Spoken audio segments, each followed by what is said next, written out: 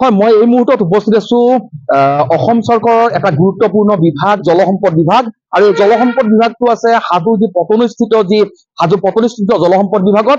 আৰু এই জলসম্পদ বিভাগটোৰ আপোনাৰ সামগ্ৰিক দৃশ্য দেখাবলৈ মই ভিডিঅ' জাৰ্নেলিষ্ট গৰাকীক অনুৰোধ জনাইছো যে আচলতে ইয়াত যিগৰাকী সহকাৰী কাৰ্যবাহী অভিযন্তা প্ৰায়ে অনিয়মীয়া উপস্থিতি তেখেতে অনিয়মীয়াভাৱে উপস্থিত থাকে। কাৰণ কিয়নো যিহেতু বাৰিষা ইতিমধ্যে সমাগত আৰু ইতিমধ্যে চাৰিওফালে যি সজাগ হৈ পৰিছে যিসকল এই জলসম্পদ বিভাগৰ দায়িত্বত থকা যিসকল বিষয়া কৰ্মচাৰী, তাৰ পৰিৱৰ্তে যি হাজো জলসম্পদ বিভাগৰ যি সহকাৰী কাৰ্যবাহী অভিযন্তা গৰাকী প্ৰায়ে অনুপস্থিত থাকে তেখেতে কাৰ্যালয়ত। আৰু আচলতে এক গুৰুত্বপূৰ্ণ বিষয় যে যিগৰাকী প্ৰভাৱশালী অসম চৰকাৰৰ প্ৰভাৱশালী মন্ত্ৰী যি পীযুষ হাজৰিকাৰ যি বিভাগ জলসম্পদ বিভাগৰ আচলতে যি হাজো যি জলসম্পদ বিভাগৰ কাৰ্যালয় আৰু এই কাৰ্যালয়ৰ যি সহকাৰী কাৰ্যবাহী অভিযন্তা বাবুল চন্দ্ৰ দেউৰী প্ৰায়ে অনুপস্থিত থাকে তেখেতে কাৰ্যালয়ত। কিয়নো তাৰ ফলত ইতিমধ্যে চৰকাৰী কাম কাজ কিছু পৰিমাণে স্থবিৰ হৈ পৰিছে। আৰু মই পোনে ভিডিঅ' জাৰ্নেলিষ্ট গৰাকীক দেখাবলৈ অনুৰোধ জনাইছো আচলতে যিগৰাকী আমি এতিয়া উপস্থিত আছো সহকাৰী কাৰ্যবাহী অভিযন্তা গৰাকীৰ যিটো কোঠালি, এই কোঠালিটো প্ৰায়ে বন্ধ থাকে। কিয়নো তেখেতে কাৰ্যালয়ত মাহত হয়তো 2-3 দিন আহিলে অহা বুলি ক'লেও ভুল নহয়। আমি প্ৰাপ্ত খবৰ মতে আচলতে যি সময়ত এতিয়া বাৰিষা সমাগত হয়, এই বাৰিষা সমাগত হোৱাৰ লগে লগে ইতিমধ্যে এক প্ৰকাৰ জলসম্পদ বিভাগৰ দায়িত্ব বাঢ়িছে। কিন্তু তাৰ পৰিৱৰ্তে যে হাজো এই যে জলসম্পদ বিভাগৰ সহকাৰী কাৰ্যবাহী অভিযন্তা বাবুল চন্দ্ৰ দেউৰী প্ৰায় অনিয়মীয়াভাৱে উপস্থিত থাকে নিজৰ কোঠালিত। আৰু আচলতে ভিতৰৰ ফালে বন্ধ আছে। মই ভিডিঅ' জাৰ্নেলিষ্ট গৰাকীক ভিতৰৰ পৰিৱেশ দেখাবলৈ অনুৰোধ জনাইছো।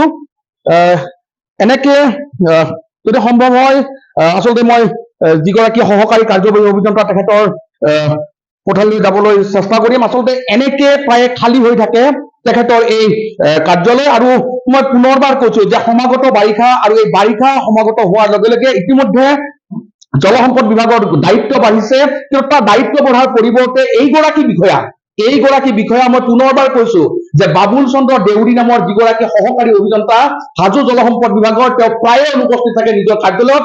আৰু মই এই যি গুৰুত্বপূৰ্ণ যি জলসম্পদ বিভাগটোৰ যি অসম চৰকাৰৰ যি প্ৰভাৱশালী মন্ত্ৰী পীযুষ হাজৰিকাক আপুনি মনোযোগ দিয়ক যে এইগৰাকী যি কামচোৰ বিষয়াগৰাকীৰ ওপৰত আপুনি কি ব্যৱস্থা গ্ৰহণ কৰে সেয়া পৰৱৰ্তী সময়ত লক্ষণীয় হ'ব। আৰু ইয়াত কৰ্মচাৰী কিছু আছে, তেখেতসকলৰ পৰা জানিবলৈ বিচাৰিম যে বাইদেউ আপোনালোকৰ যিগৰাকী সহকাৰী অভিযন্তা আহিছেনে আজি? আহে নে কেতিয়াবা? মাজে আহে। আপুনি কি কামত আছে?